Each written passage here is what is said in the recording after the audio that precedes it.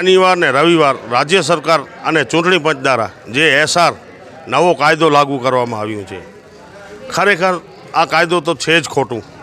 એના કરતાં તો જ્યારે આ લોકોને ખરેખર સમજણ નથી પડતી કે શું છે.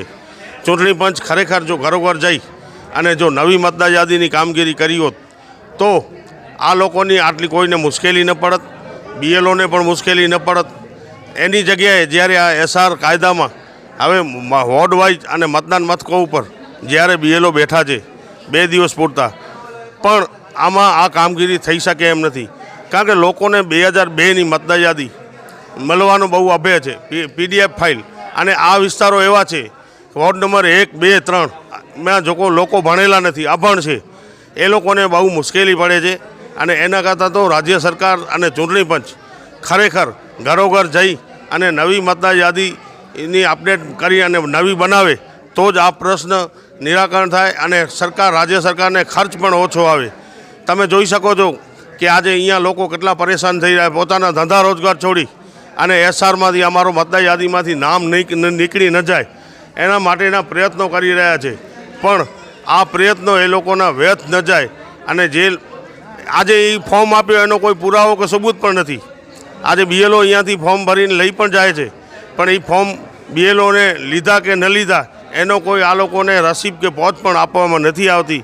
અને અમને જ્યારે મામલતદાર સાહેબ અને પ્રાંત અધિકારીએ જ્યારે સૂચના આપી કે તમે નગરસેવકો આ લોકોને મદદ કરો, અમે વોર્ડ નંબર 1, 2 અને 3ના લોકોને પણ વારંવાર કીધું છે કે તમે જાઓ, આ સ્કૂલોમાં બેઠા છે એમની પાસેથી ફોર્મ ઇસ્યુ કરો, લઈ લ્યો અને તમારા ફોર્મ ભરીને વહેલામાં વહેલી તકે તમારો મતદાર યાદીમાં નામ ચડી જાય એવા પ્રયત્ન કરવા માટે અમે સતત રાત દિવસ સુધી લોકોના ઘરે ઘરે જઈને લોકોને જાગૃત કરીએ છીએ.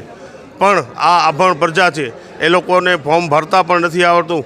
ખરેખર આ લોકોના ફોર્મ ભરવા માટે આ અલગથી ચૂંટણી પંચને વ્યવસ્થા કરવી જોઈએ. આ બહુ ખોટું છે કે જ્યાં જ્યાં ભણેલા નથી, જ્યાં અભણ વસ્તી છે, એ લોકોને ખબર નથી કે આ ફોર્મ કઈ રીતે ભરાય. એના માટે ફોર્મ ભરવા માટેની ખરેખર રાજ્ય ચૂંટણી પંચને વ્યવસ્થા કરવી જોઈએ.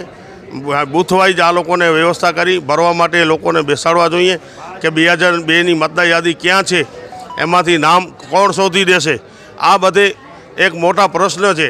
આના કરતાં તો જો આ પ્રશ્નનો હલ કરવું હોય તો એના માટે ખરેખર બીએલઓ એની અલગથી બીજા બેસાડવામાં આવે અને 2002ની યાદીના નામ કાઢી અને ફોર્મ ભરી દે તો લોકોને સરળતા રહે અને સાચી મતદાર દિશા અને સાચી મતદાર યાદી બની શકે.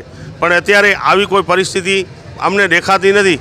આ તો માત્ર ને માત્ર લઘુમતી પછાત વર્ગ અને અભણ જે વિસ્તારો ભણેલા ગણેલા નથી એ વિસ્તારોના નામ કમી ન થઈ જાય તેની તાકેદારી ખરેખર સરકારને રાખવાની જરૂર છે.